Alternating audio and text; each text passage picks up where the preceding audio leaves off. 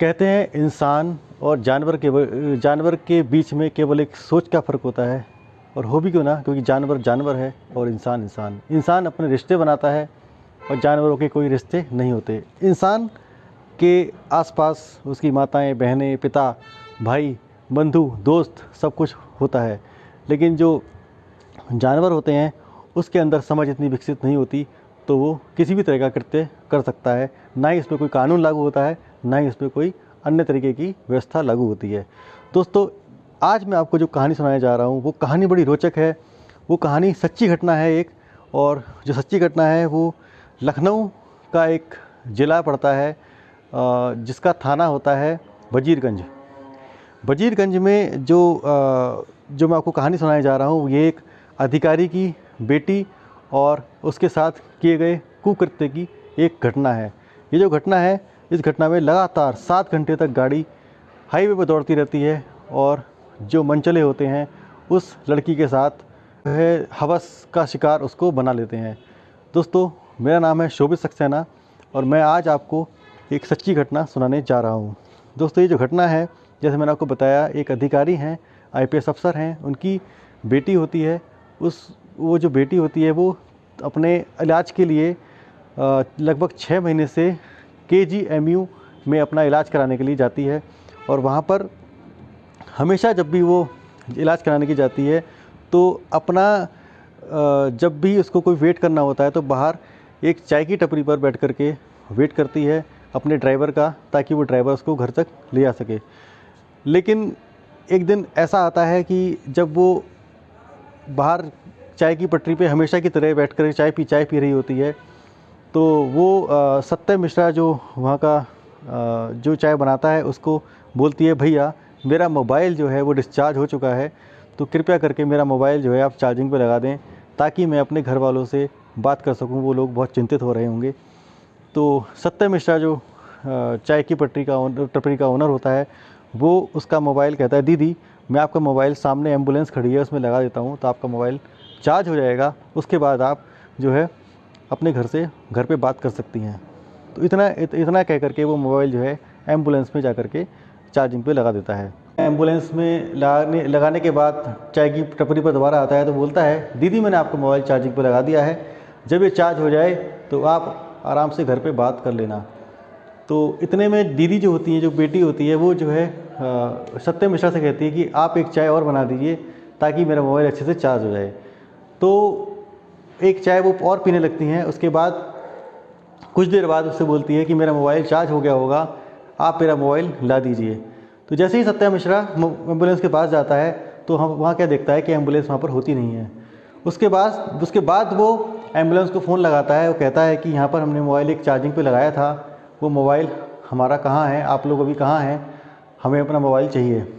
तो एम्बुलेंस वाला कहता है कि भाई मैं जो है अभी डॉलीगंज की तरफ हूँ, आप वहाँ से अपना मोबाइल ले सकते हैं। सत्यम मिश्रा जो है वो लड़की के साथ जो है जाता है और डॉलीगंज जा कर के देखता है कि वहाँ एम्बुलेंस नहीं होती। तो उनको फ़ोन लगाता है कि भाई साहब हम यहाँ डॉलीगंज में खड़े हैं, यहाँ पर एम्बुलेंस नहीं है। तो एम्बुलेंस वाला बोलता है मैं यहाँ से निकल चुका हूँ, मैं अभी अदर कहीं लोकेशन पे हूँ, अदर लोकेशन की जानकारी देता है।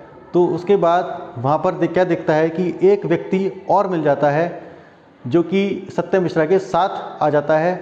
तो वो जो लड़की होती है वो कहती है, ये व्यक्ति तो ऑलरेडी वहाँ पर चाय पी रहे थे, ये व्यक्ति यहाँ पर कैसे हैं? वो कहता है कि जब इनको जानकारी मिली, इनको लड़के को, कि आपका मोबाइल ऐसे ऐसे चला गया है, तो ये परेशान हो जाते हैं और ये भी हमारे साथ मोबाइल देखने जा रहे हैं। वो जो लड़का होता है वो और कोई नहीं होता, उसका नाम होता है असलम। आगे चलते हैं, जब आगे जाते हैं दूसरे लोकेशन पे मोबाइल एम्बुलेंस देखने के लिए, तो उस लोकेशन पर भी एम्बुलेंस नहीं होती है। एम्बुलेंस की जगह वहाँ मिलती है उनको एक वैगनार गाड़ी। तो वो उससे कहता है कि सत्यम मिश्रा कहता है कि दीदी हम वैगनार से चले जाते हैं, इस गाड़ी में बैठ करके वहाँ पर जा करके अदर लोकेशन पे हम एम्बुलेंस को पकड़ के वहाँ से उनसे मोबाइल ले लेंगे। तो ऐसा कह करके वो जो है उनको, लड़की को विश्वास में लेकर के गाड़ी में बैठा लेते हैं। गाड़ी में बैठाने के बाद फिर वो जाते हैं अदर लोकेशन पे, जहाँ पर उनको एम्बुलेंस फिर से नहीं मिलती। उसके बाद जो सत्यम मिश्रा होता है कहता है, दीदी आपको शायद भूख लग रही होगी, हम थोड़ा खाना खा लेते हैं, उसके बाद फिर हम अंधेरा भी थोड़ा होता जा रहा है, उसके बाद हम जो है आपका मोबाइल एम्बुलेंस में जा कर के ले लेंगे, जहाँ पर भी वो एम्बुलेंस खड़ी होगी। तो वो कहती है ठीक है। उसके बाद जो एक लड़का जो वैगन आर चला रहा होता है, वो भी उसका नाम वाहिद होता है, और दूसरा लड़का जो होता है असलम होता है, तीसरा आपका सत्यम होता है। ये 3 लोग उनको उस लड़की के साथ बैठे होते हैं। उसके बाद उसको खाना खिलाते हैं एक भोजनालय पर जा कर के। खाना खिलाने के बाद जब खाना खिलाते ही वो वैगन आर गाड़ी में जाते हैं, तो क्या देखते हैं कि जो लड़की है उसकी अवस्था थोड़ी सी पहले से ऐसी हो गई है जैसे उसको कुछ नशीला पदार्थ सुंघा दिया हो, और जो है वो लड़की आसानी में काबू में उनके आ सकती हो। तो उन तीनों ने मिलकर के क्या किया होता है, उसको एक पेयजल में कुछ नशीली वस्तु मिला देते हैं, जिससे कि वो लड़की हल्के नशे में हो जाती है, जिससे कि वो उसको गाड़ी में बैठा लेते हैं ज़बरदस्ती। और गाड़ी में बैठाने के बाद उस गाड़ी को हाईवे पे ले जाते हैं, और हाईवे पे ले जाने के बाद गाड़ी के शीशे ऊपर कर देते हैं। कहते हैं जब गाड़ी के शीशे ऊपर कर दिए जाते हैं तो गाड़ी पूरी तरीके से साउंड प्रूफ हो जाती है, और साउंड प्रूफ होने के बाद फिर आपकी आवाज़ बाहर नहीं जाती है। उसके बाद उसमें वो ज़ोर से म्यूज़िक चला देते हैं। म्यूज़िक चलाने के बाद बिल्कुल भी गाड़ी से आवाज़ जो है बाहर नहीं जाती है। वो लड़की के साथ घिनौना काम करते हैं, और लड़की के साथ बारी बारी से 7 घंटे तक, कहते हैं कि 6 से 7 घंटे तक लगातार उसके शरीर से खिलवाड़ करते हैं, और उसके बाद उसको वो वहीं पर ही किसी जगह पर लोकेशन पे छोड़ देते हैं।